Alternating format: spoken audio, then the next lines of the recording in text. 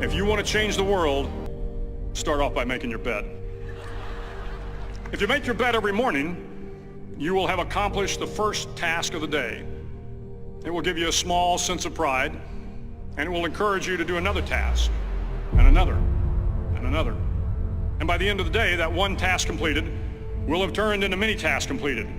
Making your bed will also reinforce the fact that the little things in life matter. If you can't do the little things right, you'll never be able to do the big things right. And if by chance you have a miserable day, you will come home to a bed that is made, that you made. And a made bed gives you encouragement that tomorrow will be better. To pass SEAL training, there are a series of long swims that must be completed. One is the night swim. Before the swim, the instructors joyfully brief the students on all the species of sharks that inhabit the waters off San Clemente. They assure you, however, that no student has ever been eaten by a shark, at least not that they can remember.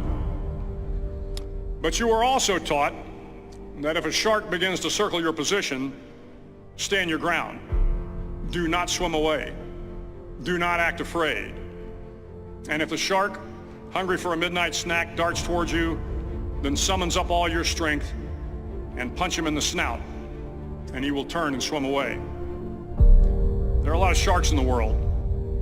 If you hope to complete the swim, you will have to deal with them. So if you want to change the world, don't back down from the sharks.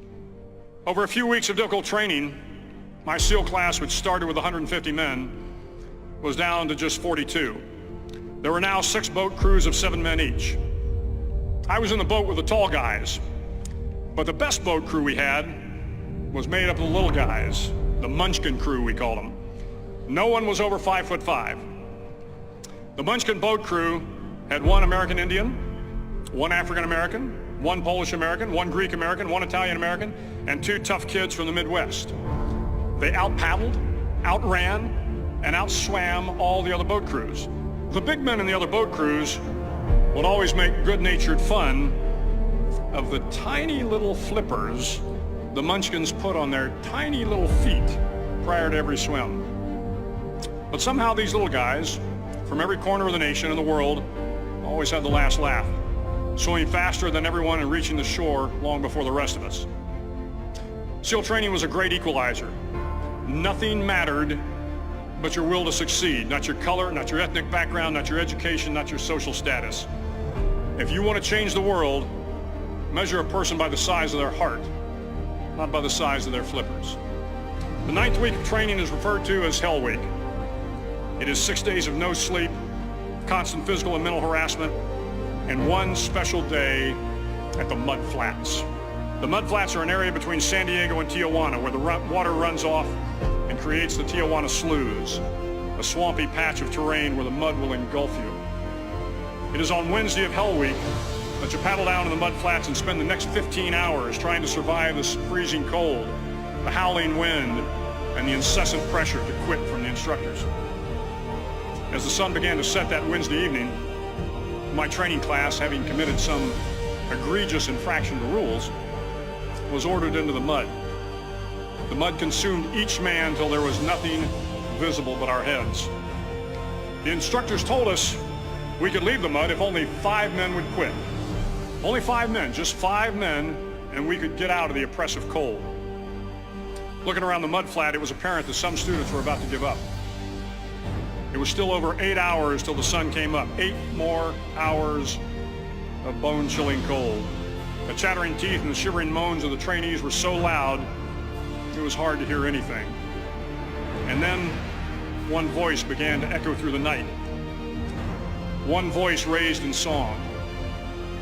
The song was terribly out of tune, but sung with great enthusiasm. One voice became 2, and 2 became 3, and before long, everyone in the class was singing. The instructors threatened us with more time in the mud if we kept up the singing, but the singing persisted, and somehow the mud seemed a little warmer, and the wind a little tamer, and the dawn not so far away. If I have learned anything in my time traveling the world, it is the power of hope. The power of one person, a Washington, a Lincoln, King, Mandela, and even a young girl from Pakistan, Malala. One person can change the world by giving people hope. So if you want to change the world, start each day with a task completed. Find someone to help you through life. Respect everyone. Know that life is not fair and that you will fail often. But if you take some risks, step up when the times are the toughest, face down the bullies, lift up the downtrodden, and never ever give up.